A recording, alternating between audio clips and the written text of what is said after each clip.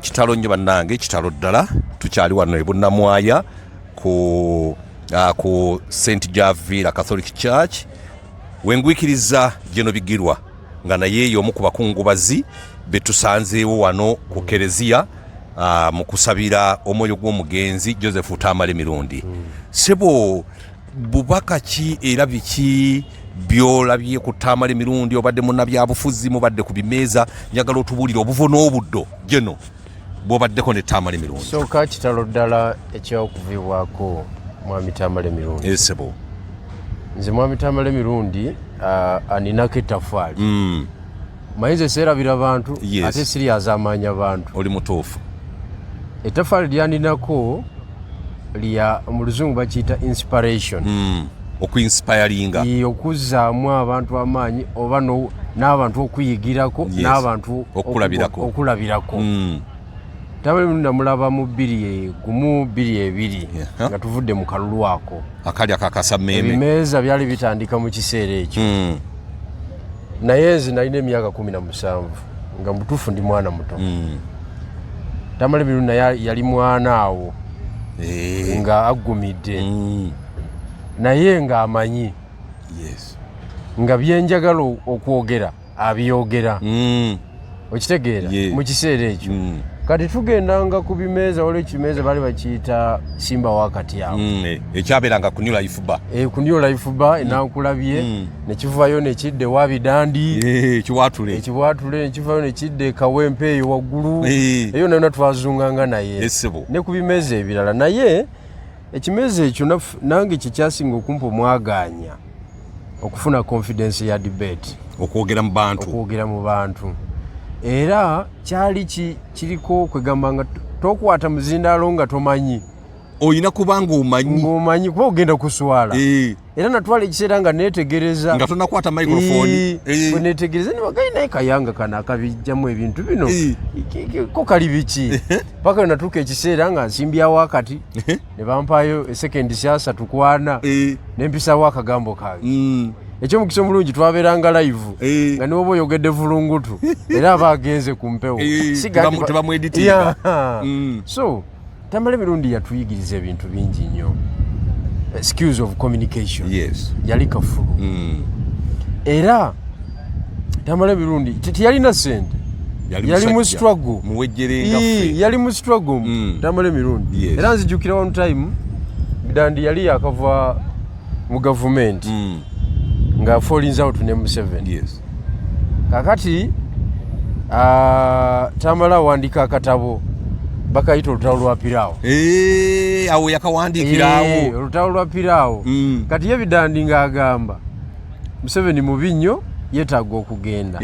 Kati Tamale Mirundi yali atandise okuyingiramu ate ebyokwagala okuyingira gavumenti.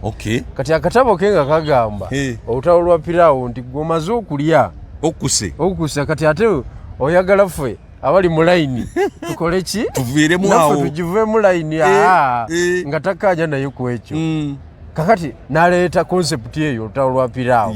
Era abantu bakasoma nnyo mu kiseera ekyo. Akatabo ako kali k'amaanyi. Akatabo ako yakanguzaako 10,000 ezo 13,000. Twali tutambula na bigere okuva mu tawuni nga tugenda Kawempe. Olwo ekimeeza gye kiri? Ekimeeza kiri Kawempe. Kakati nze mba naatera okukola ki? Okusimbula. Okulinnya taxi. Yali etwalirawo 5 mu kiseera ekyo. Naye Tamale Mirundi yali taziina. 5 ebya siringisi? Yali taziina. Njogera ku 2,2,3. Sente zaali nnyingi ssebo nga si nyangu. Kakati naye nga alina obutabo bwe nga 8. Bwagenda okutunda eyo? Bwagenda okutunda. Nanguzaako kamunu. Nze nalinamu 4,000. Nengula nemuwayo 3. Nene mga ate nange mpweddemu. Naye waliyo oyagala okufuna information 3,000 mu biseera eby'omwana. Nga teziweekayo. Gye mitwalo 3 egy'olwaleero. N'akakola ki? N'akampa naye ate n'amala nga mpakiddemu.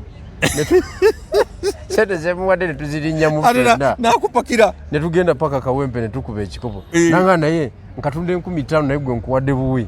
Kubanga oli yanga biki. Ne tukola ki? Ne tugenda. Era ku olwo yayogera nnyo yayogera ebigambo bingi nnyo ku miramu egyaliwo mu kiseera ekyo. So Tamale Mirundi tasomeseza nze nzekka abadde n'abantu bangi nnyo abali supposed okumwogerako mu kiseera kino ekiva nga ine tafaali ku byobufuzi byabwe asooka Betty Namboozi ye yamuteeka mu byobufuzi era Betty Namboozi bwe tumalako olumbe luno lwonna olwatamale nga talabiseeko ajja kuba munnanfuusi ajja kuba munnanfuusi Namboozi bw'atajje mu Namboozi Betty bw'atalabikirako wantu wonna ajja kuba munnanfuusi kubanga Tamale mirundi yamufuula kino kyali kati kakati omulala mukasambidde sinnamulaba omulala Joseph Luzige naye sinnamulaba kakati abo bonna Tamale mirundi yalinga serebu waabwe nga yabakolamu omulimu bidde ng'oluzungu alumanyi yali yakavuba Makerere awo ng'ayokya naye skills of communication endala zino eza street nga azijja ku Tamale nga Tamale yenna nnyini ebyo bino byonna era Namboozi we yabeerera ku foomu skills zonna yali akozesa za Tamale nze nkubuulira kiki so ayina abantu bangi nnyo bataddeko ettafaali mu opposition ne mu government yes so nze ndowooza abantu baalize ne bamuwerekera waliwo abantu abateddeyo obubaka nga basanyufu olwa Tamale mirundi okufa abagamba nti oba afaafe ensonga eyo gyogerako ki abantu baffe abasanyukira abantu nga bafiiriddwa abantu baabwe wano mu Uganda mulimu abantu betulina okunyiigira ne tugamba nti oba afe akole ki afe naye Tamale birungi tagwa mu abo abadde musajja waffe wa ku street wa bulijjo mazima gennyini n'okugenda mu State House vibe yagijja ku zi radio zibamuwulira ng'akuwa ekikopo ng'era bw'omanyi era tebikyukanga trend buli abeera ku top nga bamukima nga bamutwala era bwe bibadde trend bwebadde kati Tamale birungi naye bw'ati bwakola ki bw'abadde era alina ekintu kye yaŋŋamba nti buli lwoweza emyaka buli lwogattangako emyaka 10 kujja obadde najjo olina okukyusa enzannya abadde akuba endobo wakirina okuba akawoowo kubanga kirina kye kitegeeza mu bulamu bwo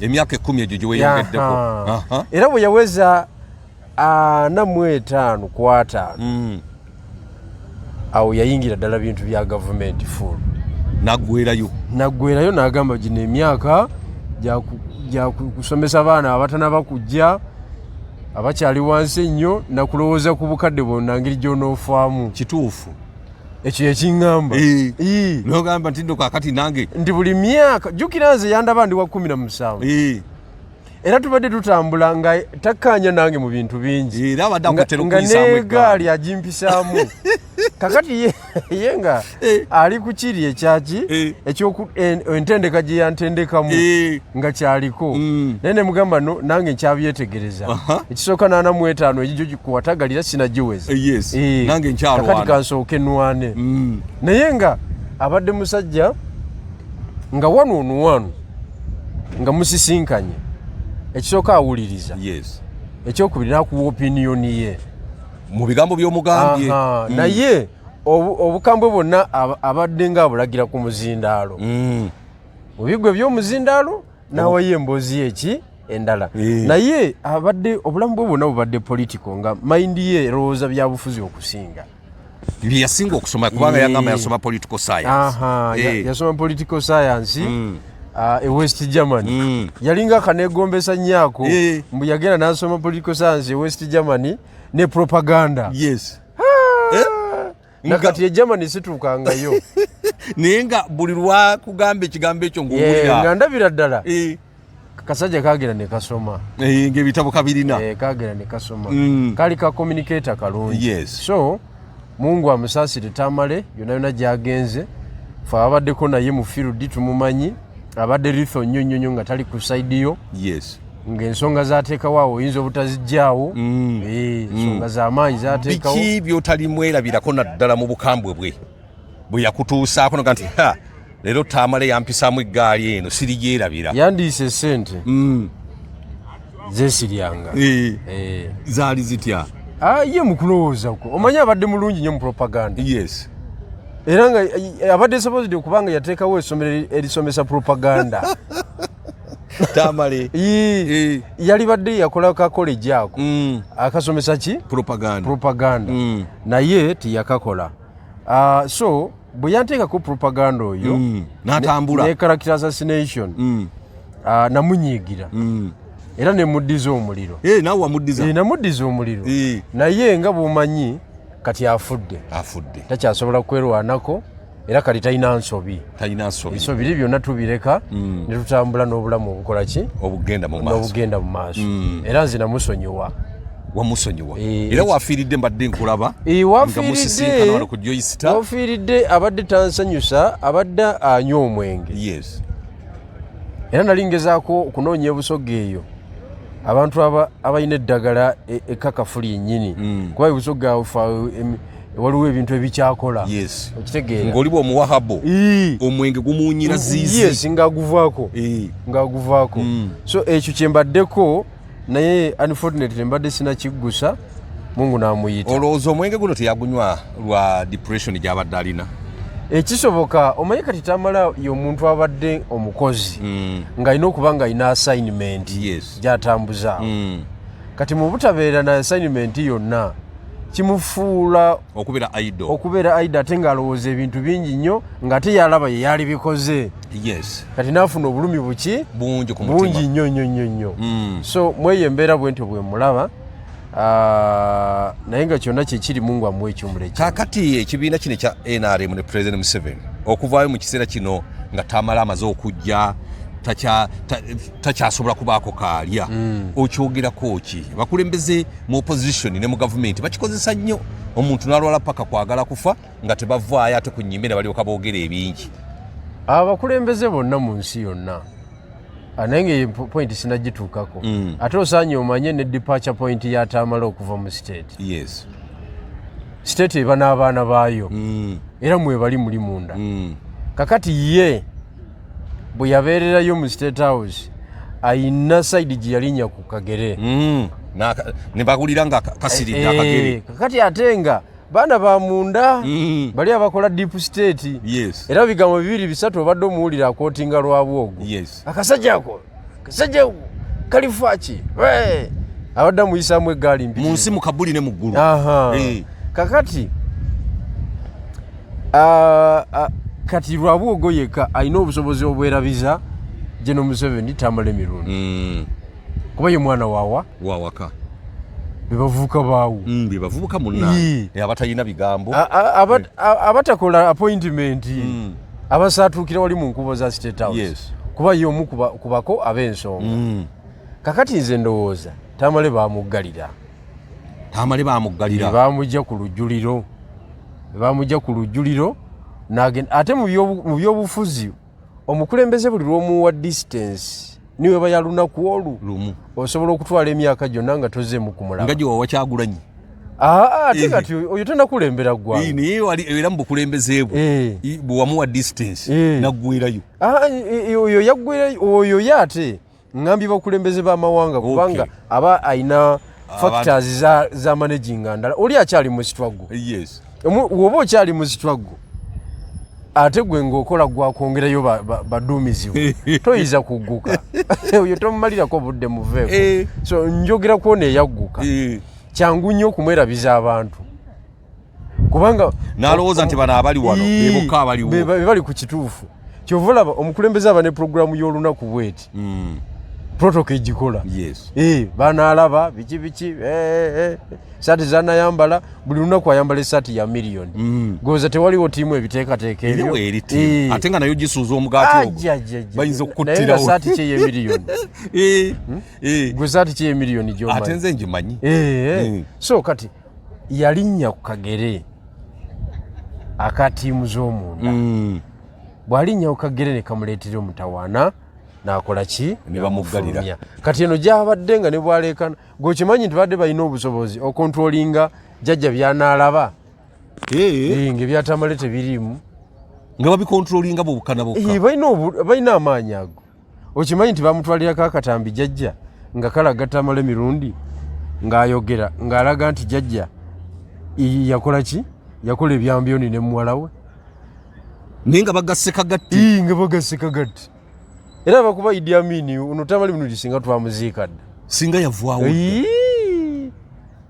just jjajja yasikamu ebigere kati nnyo n'agwa mu nsonga mukuwuliriza akantu ako namanya nti bano bamafiya bange bamukoze ki bamukubye n'agamba nti naye bali talina kyabakolera bantu be talina ekiseera kituuka sebo famire nekuwamba nekusinza amaanyi nekusuuza bakoligi nekusuuza abasajja bo bonna abalwanyi bonna so eno gyabadde yonna abadde yerwanako bibye nga tasobola kutuusa mawulire ku meeza nga ne muzeeyi tabiwulira bino byonna naye wano mu kulwala ne mu kufiirwa kati kimala n'ekisukka nefuuka matter of national concern buli muntu nga gyaliko so amawulire bagamutuusaako kati awo aba aweereza omusaada nti musajja wange akyaliyo nti omusajja gyali naye mulwadde nti mulwadde nga kibi nnyo mugira muwe bando 2 oba obukutiya 2 ne bakuwaayo obukutiya obwo obwa ssente miliyoni 10 n'ogenda ne bakujjanjaba miliyoni 5 katugeze ngezeza bugeze yes okay so bwekityo bwekiri kaakati nga tuvuddeko mu kukungubagako Tamale mirundi Eddie Muto yabadde ali mu conference Chicago sebo nga ya presenting olaba otya Nuupu engeri kati protocol engeri gyatambulamu Eddie Muto akulangaani okutuuka okugenda mu convention na presenting musajja wa mukulu Eddie wa mukulu ate omukulu ye struggle bwate bwajagala abanene abagezi mu kibiina bagwamu twala eri obugezi bwo buleeta kwani twala eri obugezi bwo naye kozesa obugezi bwo linnye ennyonyi kinyozi kati yatandise okukiikirira Uganda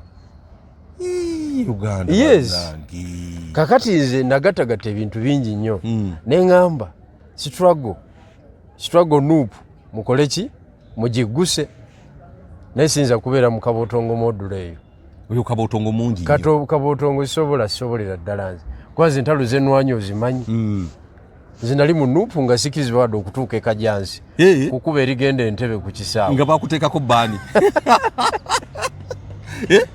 anti yo omukulu alina poliisi alinnya n'ebigirwa ennyonyi otuuka eri ofumula ebigambo eby'amaanyi mu Nuupu nga tokkirizibwa kutuuka kajansi tosobola nga sikirizibwa kutuuka kajansi kukuba erigenda entebe ku kisaawe era bwe nalwana ennyo akanyonyi nafuna ka Nairobi kekakutuse Nairobi noba kukyogera okumanya abasajja abo banjooga gwe bazza mu kifo kyange banzijamu olwaleero olwaleero si lwakuna olw'omukaaga n'agirinnya ye Dubai bakujooga mu kapasite yange bakujooga era bagenze naye ne ku luno ya presentize oba ya presentize bati ya presentize bamututte banjooga bigirwa okyali ku ttaka ly'e Uganda nkugambye naye ebyo byonna binaze nabivaamu era siwulira na bubi nze kati kyendiko nzimba ekintu kye twatandikawo siyinza kumala budde n'abo abasajja Katonda ajja balamula bubaka ki bwa bannayuganda naddala bali mu kukungubagira